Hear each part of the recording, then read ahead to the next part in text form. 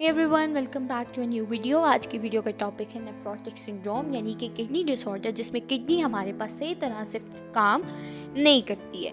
इसके हमारे पास जो है वो डिफरेंट कॉजेज़ हैं, डिफरेंट साइंस एंड सिम्टम्स हैं। जो सबसे पहला कॉज है हमारे पास वो है MCD, यानी कि किडनी के फिल्टरिंग यूनिट ख़राब हो जाते हैं हमारे पास। उसके बाद है FSGS, यानी कि इसमें हमारे पास जो है वो किडनी के अंदर स्कार्स बनना शुरू हो जाते हैं। फिर आता है मेम्ब्रेनस नेफ्रोपैथी, मेम्ब्रेन जो है वो किडनी की थिक हो जाती है। उसके बाद IgA आता है, यानी एंटीबॉडीज़ जो हैं वो एक्यूमुलेट हो जाती हैं। डायबिटीज़ भी इसका एक कॉज है। हाई ब्लड प्रेशर, हाइपरटेंशन भी जो है वो नेफ्रोटिक सिंड्रोम को कॉज करता है।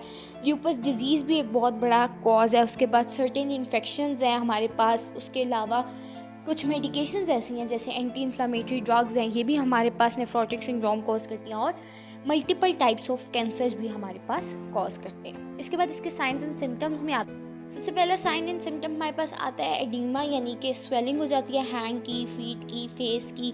उसके बाद जो है वो प्रोटीन यूरिन के अंदर जो है वो हाई हो जाती है। ब्लड के अंदर प्रोटीन जो है वो लो हो जाती है। आपके पास कोलेस्ट्रॉल जो है वो बॉडी में हाई हो जाता है। उसके अलावा फिटीग बहुत ज़्यादा होती है, हर वक्त जो है वो टायर्ड फील करते हैं क्योंकि इलेक्ट्रोलाइट इम्बैलेंस होता है। उसके बाद वेट गेन हो जाता है क्योंकि फ्लूइड जो है वो बॉडी के अंदर ही है। नोज़िया और वॉमिटिंग बहुत ज़्यादा फील होती है। उसके बाद जो है वो डिजीनेस होती है क्योंकि ब्लड प्रेशर जो है वो आपका लो हो जाता है। उसके बाद शॉर्टनेस ऑफ ब्रेथ आती है क्योंकि फ्लूइड जो है वो लंग्स के अंदर होता है। कफिंग बहुत ज़्यादा होती है।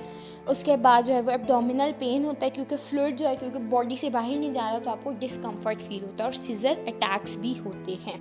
उसके बाद हमारे पास जो कौन से फूड्स हैं जो हमने अवॉइड करने हैं, हमने हाई सोडियम फूड को अवॉइड करना है, यानी कि प्रोसेस मीट है, पिकल्स है, सोया सॉस है। उसके बाद हाई कोलेस्ट्रॉल है, ऑर्गन मीट है, एग यॉक्स हैं, हाई प्रोटीन फूड्स हैं, मीट, पोल्ट्री, फिश, लेग्यूम्स।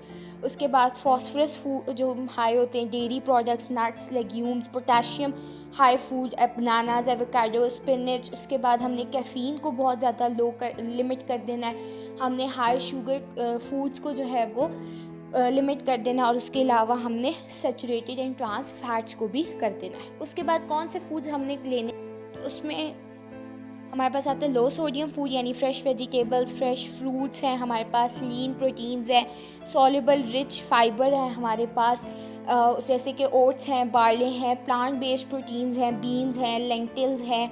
उसके बाद low fat dairy products, milk, skim milk, low fat cheese, fatty fish हम ले सकते हैं। हम लोग ओमेगा 3 के प्रोडक्ट्स ले सकते हैं। एंटीऑक्सीडेंट्स हम यूज़ कर सकते हैं।